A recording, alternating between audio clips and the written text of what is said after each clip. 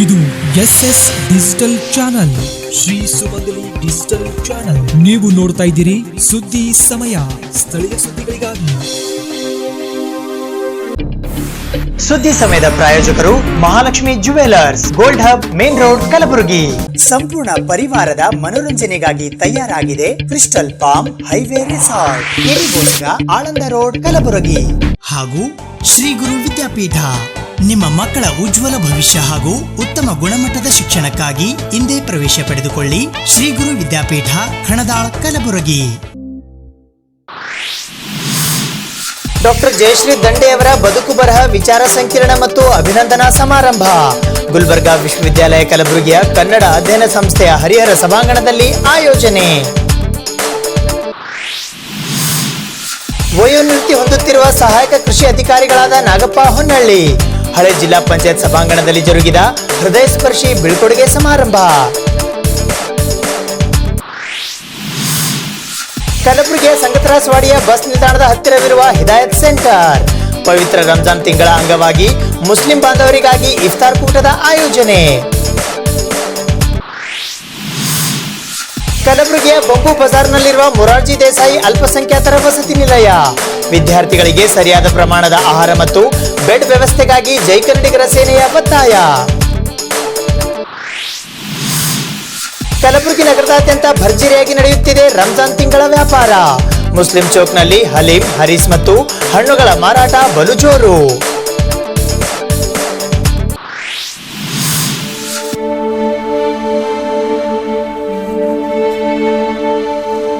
ಸುದ್ದಿ ಸಮಯಕ್ಕೆ ಸ್ವಾಗತ. ನಾನು RJ ಮಂಜು ಹಿರೋಳಿ. ಗುಲ್ಬರ್ಗಾ ವಿಶ್ವವಿದ್ಯಾಲಯ ಕಲಬುರಗಿಯ ಕನ್ನಡ ಅಧ್ಯಯನ ಸಂಸ್ಥೆಯ ಹರಿಹರ ಸಭಾಂಗಣದಲ್ಲಿ ಇಂದು ಡಾಕ್ಟರ್ ಜಯಶ್ರೀ ದಂಡೆಯವರ ಬದುಕು ಬರಹ ವಿಚಾರ ಸಂಕಿರಣ ಮತ್ತು ಅಭಿನಂದನಾ ಸಮಾರಂಭವನ್ನು ಹಮ್ಮಿಕೊಳ್ಳಲಾಗಿತ್ತು.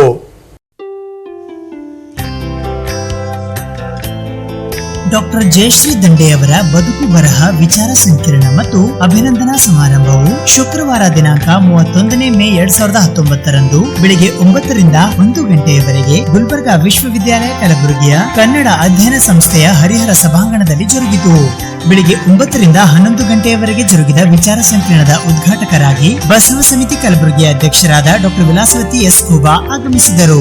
ಆಶಯ ನುಡಿಗಳನ್ನಾಡಲು ಡಾಕ್ಟರ್ ಜಯಶ್ರೀ ದಂಡೆ ಅಭಿನಂದನಾ ಸಮಿತಿ ಕಲಬುರಗಿಯ ಕಾರ್ಯಾಧ್ಯಕ್ಷರಾದ ಡಾಕ್ಟರ್ ಆನಂದ ಸಿದ್ದಾಮಣಿ ಆಗಮಿಸಿದರು.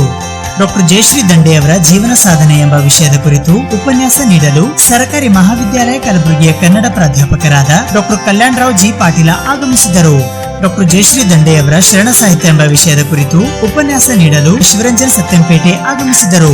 ಡಾಕ್ಟರ್ ಜಯಶ್ರೀ ದಂಡೆಯವರ ಸಂಶೋಧನಾ ಸಾಹಿತ್ಯ ಎಂಬ ವಿಷಯದ ಕುರಿತು ಉಪನ್ಯಾಸ ನೀಡಲು ಸರ್ಕಾರಿ ಪದವಿ ಪೂರ್ವ ಕಾಲೇಜು ಜಿಲಾನಾಬಾದ್ ಕಲಬುರಗಿಯ ಕನ್ನಡ ಉಪನ್ಯಾಸಕರಾದ ಡಾಕ್ಟರ್ ವಿಶ್ವನಾಥ್ ಹೊಸಮನಿ ಆಗಮಿಸಿದ್ದರು.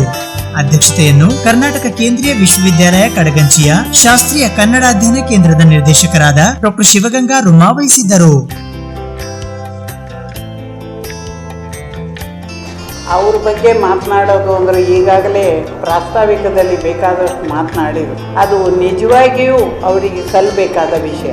ಯಾಕಂದರೆ ಸತಿಪತಿಗಳ ಒಂದಾದ ಭಕ್ತಿ ಹಿತ ಒಪ್ಪುವುದು ಶಿವಂಗೆ ಅನ್ನೋ ಹಾಗೆ ಅವರಿಬ್ಬರು ಸತಿಪತಿಗಳು ಶರಣರ ತತ್ವವನ್ನು ಹೃದಯ ಪೂರ್ಣವಾಗಿ ಮಾಡ್ತಾ ಇದ್ದಾರೆ. ಅವರಿಗೆ ಯಾವ ರೀತಿಯ ಒಂದು ಶರಣರ ಸ್ಥಾನದಲ್ಲಿ ಅವರು ಕೆಲಸ ಮಾಡುತ್ತಿರೋದನ್ನು ನೋಡಿದರೆ ನಮಗೆ ಭಾಳ ಸಂತೋಷ ಆಗ್ತದೆ.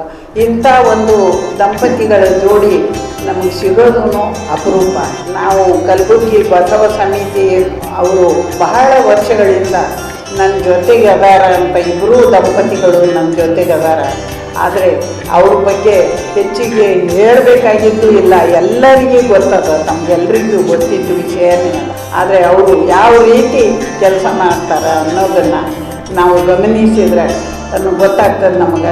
ಸತ್ಯ ಶುದ್ಧ ಕಾಯಕ, ಅಂತರಂಗದಲ್ಲಿ ಶುದ್ಧವಾಗಿ ಇಟ್ಕೊಂಡು ಅವರು ಯಾವುದೇ ಕಾರ್ಯವನ್ನು ಮಾಡಿದರೂ ಕೂಡ ನಿಷ್ಠೂರವಾಗಿ ಯಾವ ವ್ಯಕ್ತಿನೇ ಇರಲಿ, ಇಬ್ಬರು ದಂಪತಿಗಳು ಹಾಗೇ ಇದ್ದಾರೆ. ನಿಷ್ಠೂರವಾಗಿ ಯಾವುದೇ ಇದೆ, ಕಠೋರ ಅನಿಸಿದ್ರೂ ಚಿಂತಿಲ್ಲ, ಇದ್ದದ್ದನ್ನು ಇದ್ದಂಗೆ ಅವರು ಮಾತನಾಡ್ತಾರೆ. ಅದು ಬಹಳ ನನಗೆ ಸಂತೋಷ ಕೊಡ್ತದೆ. ಎಷ್ಟೋ ಜನ ನಾವು ಶರಣರು ಹೇಳಿದ ಹಾಗೆ ನಡೆಯೊಂದು ಪರಿ ನುಡಿಯೊಂದು ಪರಿ, ಅವರು ಇಬ್ಬರೂ ಹಾಗಿಲ್ಲ. ನಾನು ಜಯಶ್ರೀ ಒಬ್ಬರನ್ನೇ ಹೊಗಳಂಗಿಲ್ಲ, ಯಾದರೂ ಅವರಿಬ್ಬರು ದಂಪತಿಗಳು ಇಬ್ಬರು ನನ್ನ ಜೊತೆಗಿರೋದ್ರಿಂದ ಅವರಿಬ್ಬರ ಬಗ್ಗೆನೂ ನಾನು ಮಾತಾಡಬೇಕಾಗ್ತದ. ಅವರಿಬ್ಬರೂ ಕೂಡ ಅವರು ಒಂದು ನಡೆ ನುಡಿ ಎರಡರಲ್ಲಿ ಎರಡೂ ಸಿದ್ಧಾಂತವನ್ನು ನೋಡಿದರೆ ಅವರು ಸತ್ಯವಾಗಿಯೂ ಶರಣರು ಹಾಕಿಕೊಟ್ಟ ದಾರಿಗಳಿಗೆ ನಡೆಯುತ್ತಾರೆ ಅಂತ ನಮ್ಮ ಪರಿಪೂರ್ಣವಾಗಿ ನನಗೆ ಅವ್ರ ಮೇಲೆ ತುಂಬ ಅಭಿಮಾನ ಅದು. ಅವರು ಈಗ ನಮ್ಮ ಬಸವ ಸಮಿತಿಯಲ್ಲಿ ಎಷ್ಟೋ ವರ್ಷಗಳಿಂದ ಕೆಲಸ ಮಾಡ್ತಿದ್ದಾರೆ ಅವರು. ಆದರೆ ನನಗೊಂದು ನಿಮಗೆಲ್ಲ ಖೇದ ಆಗ್ತಿರ್ಬೋದು ಬಿಟ್ಟು ಹೋಗ್ತಾರೆ ಅವರು ಅಂತ, ಆದರೆ ನನಗೆ ಭಾಳ ಸಂತೋಷ ಆಗ್ತದೆ. ಯಾಕಂದರೆ ನಮ್ಮ ಜೊತೆಗೆ ಇನ್ನೂ ಶರಣರ ಕೆಲಸವನ್ನು ಇನ್ನೂ ನಮ್ಮ ಅನುಭವ ಮಂಟಪದಲ್ಲಿ ಹೆಚ್ಚಿಗೆ ನಾವು ಮಾಡಬಹುದು ನಾವೆಲ್ಲರೂ ಸೇರಿ ಅಂತ ಹೇಳಿ ಅವರು ಮಾಡಲಿ ಅಂತ ಕೂಡ ನಮ್ಮ ಬಸವಾದಿ ಶರಣರಲ್ಲಿ ಪ್ರಾರ್ಥಿಸ್ತೇನೆ. ನಾನೇನು ಹೆಚ್ಚಿಗೆ ಮಾತನಾಡೋದು ಬೇಕಾಗಿಲ್ಲ, ಆದರೂ ಕೂಡ ಅವ್ರ ಬಗ್ಗೆ ನನಗೆ ಬಹಳ ಅಭಿಮಾನ ಅದ.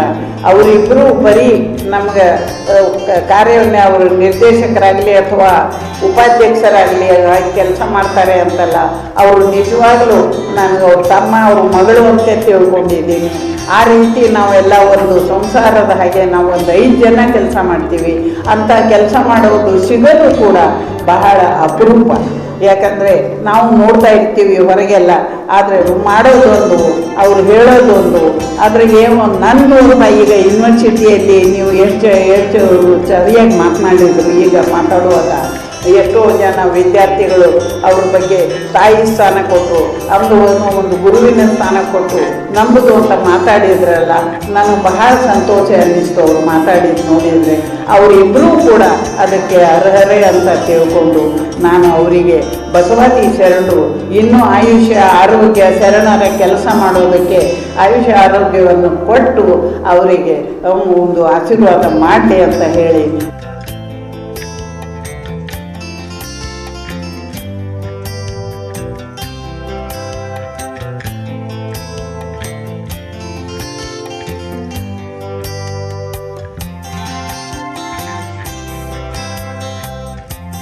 ವಯೋನಿವೃತ್ತಿ ಹೊಂದುತ್ತಿರುವ ಸಹಾಯಕ ಕೃಷಿ ಅಧಿಕಾರಿಗಳಾದ ನಾಗಪ್ಪ ಹೊನ್ನಳ್ಳಿ ಅವರಿಗಾಗಿ ಕಲಬುರಗಿ ನಗರದ ಹಳೆ ಜಿಲ್ಲಾ ಪಂಚಾಯತ್ ಸಭಾಂಗಣದಲ್ಲಿ ಇಂದು ಹೃದಯ ಸ್ಪರ್ಶಿ ಬೀಳ್ಕೊಡುಗೆ ಸಮಾರಂಭವನ್ನು ಹಮ್ಮಿಕೊಳ್ಳಲಾಗಿತ್ತು.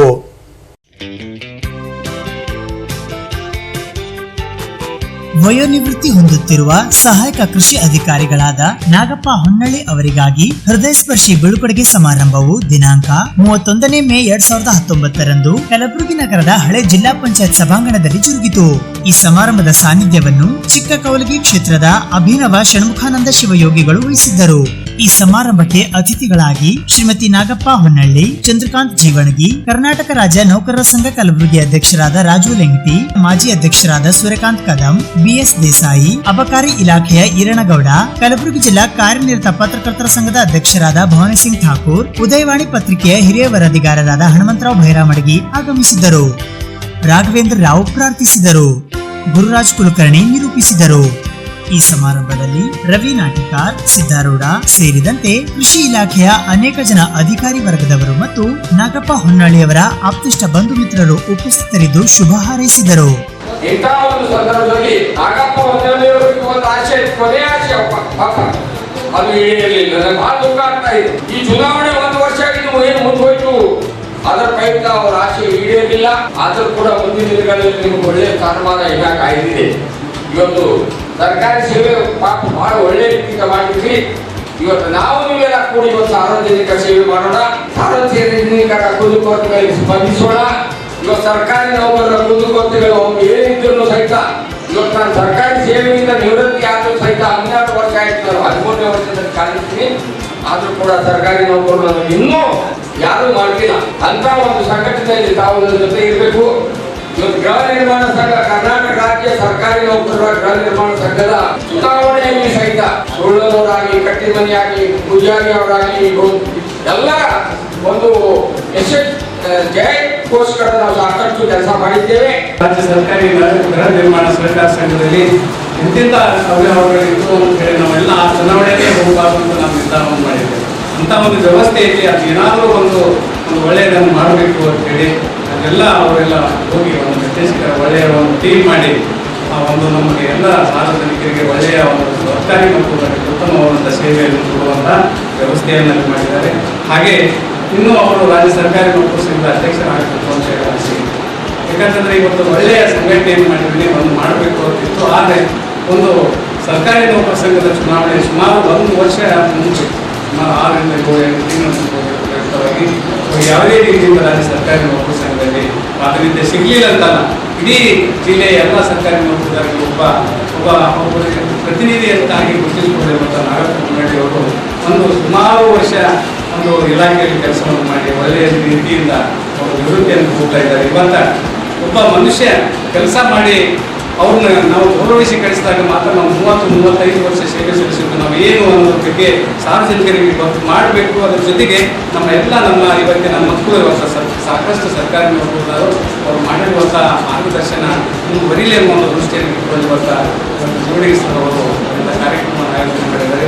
ಅವರಿಗೆ ನಾನು ಸಮಸ್ತ ಎಲ್ಲರ ಪರವಾಗಿ ಉಪಯುಕ್ತ ಅಭಿನಂದನೆ ಸಲ್ಲಿಸಿ ಹೀಗೆ ಅವರಿಗೆ ಒಳ್ಳೆಯ ಆಯುರ್ವೇದಕ್ಕೆ ಕೊಡಲಿ, ಅವರ ಮಕ್ಕಳು ಒಂದು ಉತ್ತಮ ಶಿಕ್ಷಣವನ್ನು ಪಡೆಯಲಿ ಅಂತ ಹೇಳಿ ಆ ದೇವರಲ್ಲಿ ಪ್ರಾರ್ಥಿಸಿದ ನಮಗೆ ಕರ್ನಾಟಕದ ವಿಚಾರಗಳನ್ನು ಇನ್ನೂ ನಾವು ಪ್ರದೇಶಕ್ಕೆ ಮಾಡಬೇಕಂತ ವಿಚಾರ ಮಾಡಿದ್ರು. ಆದರೆ ನಮ್ಮ ಸಹಾಯಕ ಕೃಷಿ ನಿರ್ದೇಶಕರು ನಮ್ಮ ಎಲ್ಲ ಅಧಿಕಾರಿಗಳು ನಾವು ನಿರ್ದೇಶನ ಮಾಡಿದ್ರೆ ಇವತ್ತಿನ ದಿವಸಕ್ಕೆ ಇವತ್ತೇ ಮಾಡಬೇಕು ನಾವು ಕಾರ್ಯಕ್ರಮ ಅಂತ ನಾವು ನಿರ್ಧಾರ ಮಾಡಿದ್ವಿ. ಅದಕ್ಕೆ ಸ್ವಲ್ಪ ಕರಾವಳಿ ಅವರು ಸಹ ಮಾಡಬೇಕಂತ ನಾವು ನಿರ್ಧಾರ ಇತ್ತು. ಅದ್ರ ಪ್ರಕಾರ ನಾವು ಮಾಡಿದೆವು. ಮತ್ತು ಕನ್ನಡದ ಬಗ್ಗೆ ಹೇಳ್ಬೇಕಂತಂದ್ರೆ ನಮ್ಮ ಕೃಷಿ ಇಲಾಖೆಯಲ್ಲಿ 2 ವಿಭಾಗಗಳಿದ್ದು, ಕೃಷಿ ಮತ್ತು ಜಲನಯನ. ನಾನು 2002ರಿಂದ ಸುಮಾರು ವರ್ಷಗಳು ನಾನು ಕೃಷಿ ವಿಭಾಗದಲ್ಲಿ ನಾನು ಕೃಷಿ ಅಧಿಕಾರಿ ಮತ್ತು ಸಹಾಯಕ ಕೃಷಿ ನಿರ್ದೇಶಕರ ಕೆಲಸ ಮಾಡಿದೆ.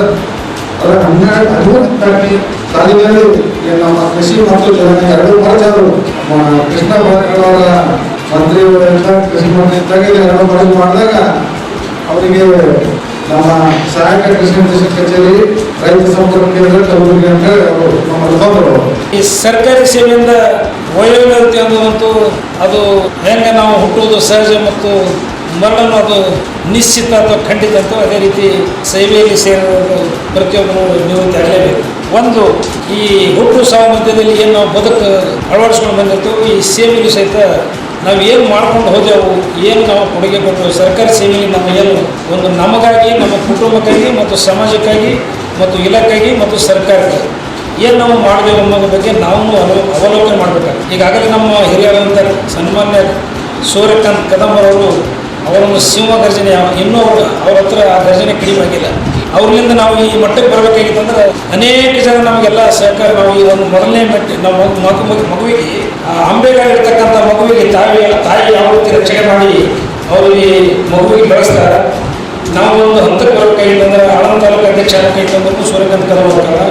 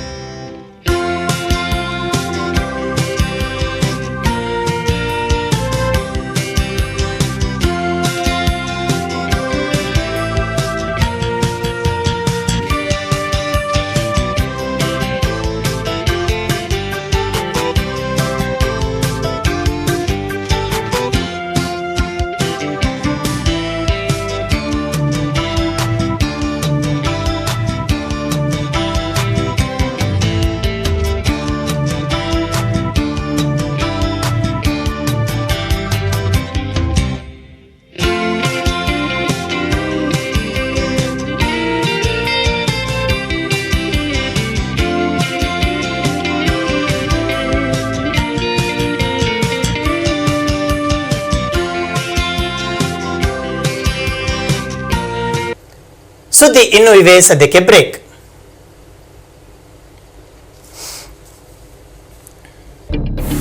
ಸುದ್ದಿ ಸಮಯದ ಪ್ರಾಯೋಜಕರು Mahalakshmi jewellers, gold hub, main road, Kalaburagi. ಸಂಪೂರ್ಣ ಪರಿವಾರದ ಮನೋರಂಜನೆಗಾಗಿ ತಯಾರಾಗಿದೆ ಕ್ರಿಸ್ಟಲ್ ಪಾಮ್ ಹೈವೇ ರೆಸಾರ್ಟ್, ಕೆರಿಬೋಸ್ಗ, ಆಳಂದ ರೋಡ್, ಕಲಬುರಗಿ. ಹಾಗೂ ಶ್ರೀ ಗುರು ವಿದ್ಯಾಪೀಠ, ನಿಮ್ಮ ಮಕ್ಕಳ ಉಜ್ವಲ ಭವಿಷ್ಯ ಹಾಗೂ ಉತ್ತಮ ಗುಣಮಟ್ಟದ ಶಿಕ್ಷಣಕ್ಕಾಗಿ ಇಂದೇ ಪ್ರವೇಶ ಪಡೆದುಕೊಳ್ಳಿ. ಶ್ರೀ ಗುರು ವಿದ್ಯಾಪೀಠ, ಖಣದಾಳ್, ಕಲಬುರಗಿ. ಕಲಬುರಗಿ ನಗರದ ಸಂಗತರಾಸವಾಡಿ ಬಸ್ ನಿಲ್ದಾಣದ ಹತ್ತಿರವಿರುವ ಹಿದಾಯತ್ ಸೆಂಟರ್ನಲ್ಲಿ ನಿನ್ನೆ ಪವಿತ್ರ ರಂಜಾನ್ ತಿಂಗಳ ಅಂಗವಾಗಿ ಮುಸ್ಲಿಂ ಬಾಂಧವರಿಗಾಗಿ ವಿಶೇಷ ಇಫ್ತಾರ್ ಕೂಟವನ್ನು ಆಯೋಜಿಸಲಾಗಿತ್ತು.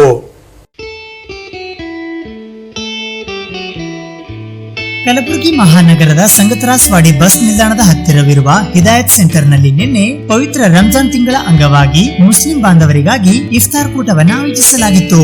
ये रमज़ान का जो महीना है ये एक मुबारक महीना है. इसमें इस महीने के अंदर अल्लाह ताला ने हिदायतनामा नाजिल फरमाया, कुरान मजीद को नाजिल फरमाया. कुरान मजीद को आखिरी नबी मोहम्मद मुस्तफ़ा सल्लल्लाहु अलैहि वसल्लम पर नाजिल फरमाया, क्योंकि अब दुनिया में कोई नबी आने वाला नहीं है और कोई किताब उतरने वाली नहीं है, किताब नाजिल होने वाली नहीं है. अब आखिरी नबी के ऊपर आखिरी किताब नाजिल हुई है और ये किताब सारे इंसानों के लिए और ता क़यामत तक के लिए हिदायत. इसीलिए इस किताब को हम हिदायत का सरचश्मा कहते हैं. और ये किताब के नुज़ूल के खुशी में अल्लाह रब्बुल आलमीन ने उसके शुक्राने में ये रमज़ान के रोज़े फ़र्ज़ किए हैं. और ये रोज़ों को फ़र्ज़ करने के बहुत सारी मकासद हैं. पहला मकसद तो यह है कि हम तो शुक्राना अदा करें, अल्लाह ताला की बंदगी करें, अल्लाह ताला की किबरियाई बयान करें. वले तुकब्बिरुल्लाह अला मा हदाकुम की तरह अल्लाह ताला फरमाता है कि तो मेरी किबरियाई बयान करो, मेरी बड़ाई बयान करो. जैसे कि हमने अज़ान में सुना अभी कि अज़ान में जो बात बताई जाती है कि अल्लाह अकबर, बार बार अल्लाह बड़ा है, अल्लाह बड़ा है, कोई बड़ा नहीं है अल्लाह के सिवा, अल्लाह बड़ा है कहा जाता है. इसी तरह से नमाज में भी आपने सुना कि नमाज में भी अल्लाह बड़ा है, अल्लाह बड़ा है कहा जाता है, अल्लाह के सिवा कोई बड़ा नहीं. तो अल्लाह ताला की किबरियाई बड़ाई बयान करने के लिए हमको अल्लाह ताला ने रोज़े फ़र्ज़ किए हैं. और रोज़े इस कुरान मजीद के नाजिल होने के शुक्राने में जो है ना रोज़े अल्लाह ताला ने फ़र्ज़ किए, इसीलिए हम रोज़े रहते. रोज़े के बहुत सारे मकासद हैं. पहला मकसद तो ये है कि तक़वा इंसान जो है ना मुत्तक़ी बने, परहेज़गार बने. तक़वा की क्या तशरीह है? तक़वा इंसान तो जो है ना मुत्तक़ी बने, परहेज़गार बने और जो है ना यानी मुत्तक़ी इस तरह से बने कि वो खुद अपनी भी नजात का ज़रिया तलाश करे और दूसरों की नजात का ज़रिया तलाश करे, दूसरों के लिए भी भलाई का काम करे. मिसाल के तौर पर गरीब गुरबा हैं, परेशान हाल लोग हैं, जो भूखे प्यासे रहते हैं, उनको खाना नहीं मिलता. अब ये है ना इस रमज़ान के रोज़े हमारे ऊपर फ़र्ज़ करके अल्लाह ताला ने उन गरीब गुरबा के जो वो रोज़ों में भूख प्यास जो परेशान होते हैं, उस परेशानी का एहसास हमें याद दिलाया अल्लाह ताला ने कि हम जो है ना रोज़े रहकर ये देखो कि गरीब गुरबा जो है ना किस तरह से परेशान रहते हैं, भूखे प्यासे रहते हैं. तुम भी जो है ना भूखे प्यासे रह कर देखो कि किस तरह से तुम्हारा जो है ना हाल होता. दूसरा मकसद ये है रोज़े रखने का कि तुम जो है ना तक़वा की रविश इख्तियार करो. का मतलब ये है कि तुम जो है ना नेक बनो, अच्छे बनो, साले बनो और जो है ना हर किस्म की बुराई से तुम बचो. आप जानते हैं कि दुनिया में अंदर कितनी बुराइयाँ आज फैल रही हैं. शराब आम है, जिना आम है और जो है ना धोखाधड़ी हम है, रिश्वत आम है. सारी चीज़ें हमारे मुल्क के अंदर, सारी दुनिया के अंदर ये बुराइयाँ आम हैं, बल्कि बुराइयों पहले से ज़्यादा बढ़ती चली जा रही हैं. तो वो बुराइयों को हटाने के लिए, बुराइयों को दूर करने के लिए अल्लाह ताला ने ये रोज़े फ़र्ज़ किए गए कि तुम जो है ना नेक बनो, तक़वा इख्तियार करो, परहेज़गार बनो और बुराइयों से खुद भी बचो और दूसरों की बचाओ. तीसरी बात ये है कि तुम्हारे अंदर खौफ खुदा होना चाहिए. मिसाल के तौर पर इंसान मुसलमान रोज़ा रहता है सुबह से शाम तक जो है ना, सुबह 4 बजे से लेकर शाम के 7 बजे 15 साढ़े 15 के घंटे का रोज़ा है. ये रोज़े के अंदर इंसान मुसलमान ना खाता है ना पीता है, पानी भी नहीं पीता. मुसलमानों का एक छोटा सा बच्चा, 5 साल का बच्चा भी कभी अगर रोज़ा रहे तो वो भी जो है ना पानी भी नहीं पीता, खाना भी नहीं खाता. क्यों? अल्लाह देख रहा है, हमारा भगवान देख रहा है, गॉड देख रहा है. ये खुदा का खौफ हमारे अंदर जो है ना. एक आदमी रोज़ा रहकर कमरे में सुबह से शाम तक तो भूखा रहता है, मालूम होता है. अगर सुबह को खाना खाया फिर शाम में खाना खा रहा है, अगर दोपहर में जाकर भी कमरे में बैठकर उन्हें खा सकता है अगर खुदा का खौफ उसको ना हो. तो खुदा का खौफ असल जो रमज़ान के रोज़े जो है ना रहने का तक़वा पैदा करने का ऐसा ये है कि उसके अंदर खुदा का खौफ हो, हर मामले में खुदा का खौफ हो. खुद खाने पीने के मामले में और कमाने के मामले में, रोज़गार के मामले में, मईशत के मामले में, माशरत के मामले में, हर तरह का जो है ना उसके अंदर खुदा का खौफ पैदा करने के लिए अल्लाह ताला ने ये रोज़े फ़र्ज़ किए कि हर हाल में तुम जो है ना 24 घंटे खुदा से डरना है, किसी और से डरना नहीं है। खुदा से डर कर तुम्हारे अपनी ज़िंदगी को अच्छे रास्ते पर लगाना है, यही जो है ना रोज़े रखने का मकसद है। और अल्लाह ताला ने जैसे कि मैं बताया कि कुरान को नाजिल फरमाया कर, ये कुरान को सारी इंसानियत के लिए, सारे क़यामत तक के लिए जो है ना भेजा, ताकि सारे इंसान जो दुनिया के अंदर पैदा होते रहेंगे वो इस कुरान मजीद की अगर जो है ना वो पाबंदी करते रहेंगे, इस पर अमल करते रहेंगे, तो वो दुनिया के अंदर भी कामयाब रहेंगे और इंशाअल्लाह आखिरत में भी उनको इंशाअल्लाह जन्नत का ठिकाना जो है ना मिलेगा। यही मकसद है रोज़े रखने का, कुरान मजीद को नाजिल करने का और पैगंबरों को भेजने का। अल्लाह ताला का जो मकसद है वो मकसद यही है कि सारे इंसान जो है ना अच्छे बने, नेक बने, बुराई से बचें और हर तरह के जो है ना हर तरह से परेशानियों से बचें। ये मकसद है अल्लाह ताला के रमज़ान के रोज़े फ़र्ज़ करने का और कुरान को भेजने का। अल्लाह ताला से दुआ है कि हमें बातों पर अमल करने की हमें तौफ़ीक़ अता फ़रमाए। गरीब लोगों को कपड़े देना, खाना खिलाना, पानी पिलाना, उनके जो है ना पैसे देना, ये उनकी ज़रूरत है। देखिए मुसलमान इस्लाम के अंदर एक ज़कात का एक यह है मद है। इंसान मिसाल के तौर पर मेरे पास 1 लाख रुपए हैं, तो अल्लाह ताला ने फरमाया कि 2500 रुपये उसमें से ज़कात निकाल कर गरीबों की खिदमत करो, गरीबों को दो, ताकि गरीब लोग उससे जो ना कपड़े पहने, खाना खाएं, क्या बनाते बनाएं। तो ये गरीब यानी इस्लाम में ऐसा है कि जो है ना गरीब ना रहे, वो भी जो है ना कुछ अच्छा बने, पैसा वाला बने और भूखा ना रहे, प्यासा ना रहे, कपड़े बगैर कपड़े के ना रहे, नंगा ना रहे। ये सब चीज़ें जो है ज़कात जो अमीर लोग निकालते हैं उसकी ज़कात जो है ना जो गरीबों को पहुंचती है, तो वो जो है ना इत्मीनान महसूस करते हैं। चाहे वो कपड़े के ज़रिए आप ज़कात दो या जो है ना खाने पीने के ज़रिए ज़कात दो, पैसे के ज़रिए ज़कात दो, किसी के ज़रिए भी ज़कात दो, ये बिल्कुल जायज़ है, बिल्कुल जो है ना ये फ़र्ज़ है। जायज़ के अलावा फ़र्ज़ है कि अमीरों के पास ज़्यादा दौलत अगर रही तो वो यानी क्या करेंगे, दौलतमंद अगर गरीबों को नहीं देखेंगे तो उसकी दौलत में बरकत नहीं होगी और उसकी दौलत की हिफाजत है ना, अगर वो ज़कात निकालेगा तो उसकी दौलत की हिफाजत अल्लाह ताला करेगा, कोई और नहीं। अल्लाह ताला उसकी दौलत की हिफाजत करेगा। और जब वो ज़कात निकालेगा तो वो गरीबों का हक़ है जो वो जो है ना ज़कात निकाल रहा है, इसीलिए जो है ना वो गरीबों के वास्ते हम देते रहते, कपड़े, खाना, पैसा वगैरह। जब 2 नंबर का पैसा, हराम का पैसा ज़कात में नहीं चलने वाला है और उससे कोई फ़ायदा भी नहीं होगा, उससे कोई सवाब भी नहीं मिलेगा। 2 नंबर के पैसे की बात ही इस्लाम में नहीं है। इस्लाम में सिर्फ हलाल की बात है, हराम की बात बिल्कुल ही नहीं है। हराम के जो है ना इस्लाम में अगर हराम चीज़ अगर उन्हें ले रहा है, पैसा ले रहा है, रिश्वत ले रहा है, सूद ले रहा है, ऐसे ले रहा है, तो ये बिल्कुल जायज़ नहीं है, बिल्कुल हराम है, उसको नहीं लेना चाहिए। अगर ले रहा है तो कोई मुसलमान भी ले रहा है तो हम बोलेंगे कि नहीं लेना चाहिए, चाहे कोई और इंसान भी लो, मुसलमान भी ले रहे तो बोलेंगे हम नहीं लेना चाहिए। ज़कात जो है वो सूद भी नहीं लेना, हराम से बिल्कुल बचना चाहिए, क्योंकि हराम चीज़ इंसान को और भी जो है हराम में मुब्तला करती है और भी बुराइयों के अंदर मुब्तला करती है, गलती के अंदर मुब्तला करती है, गरीबों का हक मारने के पर जो है ना वो ये हो जाता है। इस तरह से बहुत सारी बुराइयाँ उसके अंदर जो है ना पैदा होती हैं हराम की वजह से। तो ये हराम से हर मुसलमान को बचना चाहिए, बल्कि हर इंसान को बचना चाहिए हराम की जो है ना लेने से, देने से। सब देने वाला के पास अगर हलाल पैसा है तो वो पैसा कबूल होता है अल्लाह के पास, अगर हराम पैसा है तो कबूल नहीं होता। हराम पैसे से उन्हें ज़कात दे रहा है या खैरात कर रहा है तो वो कबूल नहीं होता। गरीब तो कहकर तो पेट भर जाएगा, लेकिन अल्लाह ताला के पास देने वाले के हराम के पैसे से कोई माल वो जो है ना कबूल नहीं होता, उसका कोई सवाब नहीं मिलता, कोई अजर नहीं मिलता उससे। एक सिस्टम बना लिए हैं बहुत सारे लोग कि भाई ज़कात जो है ना रमज़ान में निकालेंगे, क्योंकि दूसरे महीनों में शायद याद नहीं रहता होगा निकालना, फला महीने में निकालना, इसीलिए बहुत सारे लोग ज़कात रमज़ान में निकालते। वैसे ज़कात साल के 12 महीने में किसी महीने में भी निकाल सकते, शव्वाल में भी निकाल सकते, ज़िलहज में भी निकाल सकते, मुहर्रम में भी, कभी भी एक इंसान अपना इरादा कर ले, जिस महीने में इरादा करे वो उस महीने में वो निकाले। रमज़ान बल्कि जो है ना फिक्स नहीं है, अलबत्ता रमज़ान में जो है ना वो एक सिस्टम बना लिए हैं मुसलमान कि उसमें ज़्यादा मैक्सिमम मुसलमान रमज़ान में ज़कात निकालते हैं। ऐसी बात नहीं है कि किसी महीने में नहीं निकालना, बल्कि ऐसी बात नहीं। मेरा नाम जाकिर हुसैन जी, हिदायत सेंटर है गुलबर्गा, हिदायत सेंटर। ಕಲಬುರಗಿ ನಗರದಾದ್ಯಂತ ಈಗ ಎಲ್ಲಿ ನೋಡಿದರಲ್ಲಿ ರಂಜಾನ್ ತಿಂಗಳ ಮೆರುಗು ಕಂಡು ಬರುತ್ತಿದೆ. ಇದರ ಅಂಗವಾಗಿ ಕಲಬುರಗಿ ನಗರದ ಮುಸ್ಲಿಂ ಚೌಕ್ನಲ್ಲಿ ವಿಶೇಷವಾಗಿ ಹರೀಸ್, ಹಲೀಂ ಮತ್ತು ವಿವಿಧ ಹಣ್ಣುಗಳ ವ್ಯಾಪಾರ ಬಲು ಜೋರಾಗಿ ನಡೆದಿದೆ.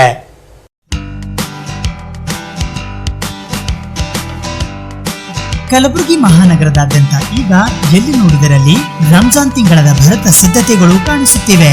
ಇನ್ನು ವಿಶೇಷವಾಗಿ ಕಲಬುರಗಿ ನಗರದ ಮುಸ್ಲಿಂ ಚೌಕ್ ನಲ್ಲಿ ಹಲೀಂ ಮತ್ತು ಹರೀಸ್ಗಾಗಿ ಜನ ಮುಗಿಬೀಳುತ್ತಿದ್ದಾರೆ.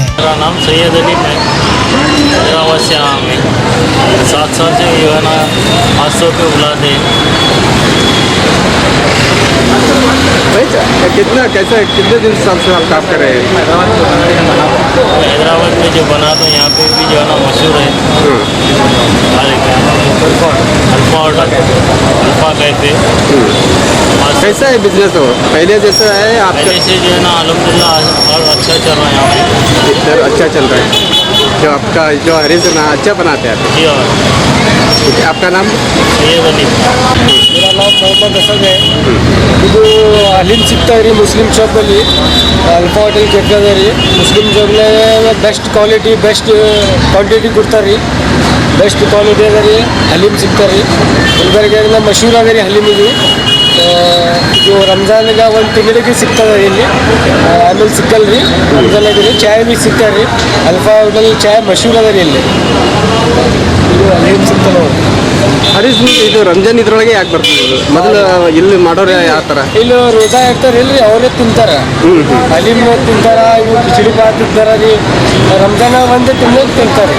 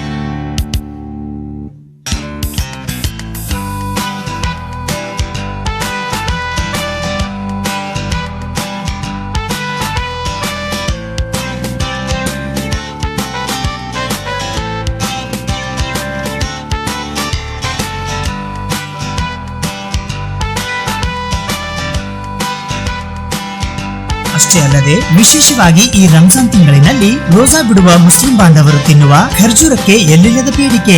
ಅದರಲ್ಲಿಯೂ ದುಬೈನಿಂದ ತರಲಾಗುವ ವಿಶೇಷ ರೀತಿಯ ಖಜೂರಿಗಂತೂ ಹೇಳತೀರದಷ್ಟು ಬೇಡಿಕೆ. ಬೆಲೆ ಹೆಚ್ಚಿದ್ದರೂ ಕೂಡ ತಿನ್ನಲು ಮೃದುವಾಗಿರುವುದರಿಂದ ಈ ಖರ್ಜೂರಗಳಿಗೆ ಹೆಚ್ಚಿನ ಬೇಡಿಕೆ ಇದೆ ಎನ್ನುತ್ತಾರೆ ವ್ಯಾಪಾರಸ್ಥರು.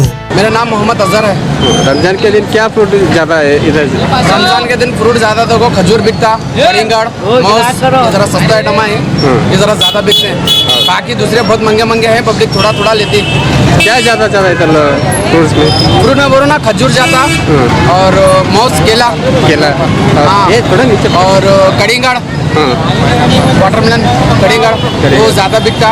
फिर उसके बाद में थोड़ा पकौड़ी और समोसे भजे थोड़े ये वो आइटम है. सेब है, पाइनएप्पल है और अंगूर है.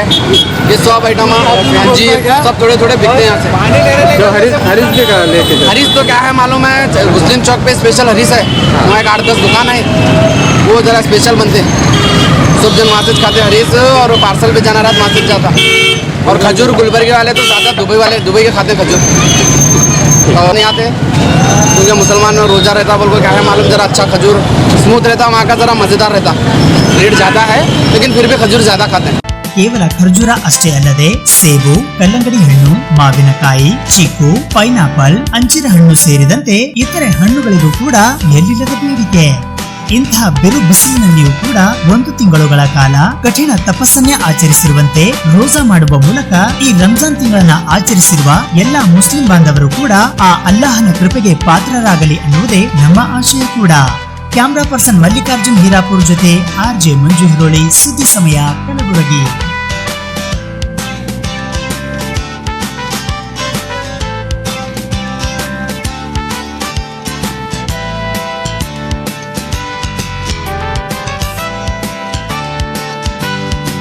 ಇದು ಇವತ್ತಿನ ಸುದ್ದಿ ಸಮಯ. ಸ್ಥಳೀಯ ಸುದ್ದಿಗಳಿಗಾಗಿ ನೋಡ್ತಾ ಇರಿ ಸುದ್ದಿ ಸಮಯ. ಸುದ್ದಿ ಸಮಯದ ಲೇಟೆಸ್ಟ್ ಅಪ್ಡೇಟ್ಗಾಗಿ ಯೂಟ್ಯೂಬ್ ನಲ್ಲಿ ಸುದ್ದಿ ಸಮಯ ಕಲಬುರಗಿ ಅಂತ ಸರ್ಚ್ ಮಾಡಿ ಸಬ್ಸ್ಕ್ರೈಬ್ ಮಾಡಿ. ಫೇಸ್ಬುಕ್ ನಲ್ಲಿ ಸುದ್ದಿ ಸಮಯ ಕಲಬುರಗಿ ಪೇಜ್ ಅನ್ನು ಲೈಕ್ ಮಾಡಿ.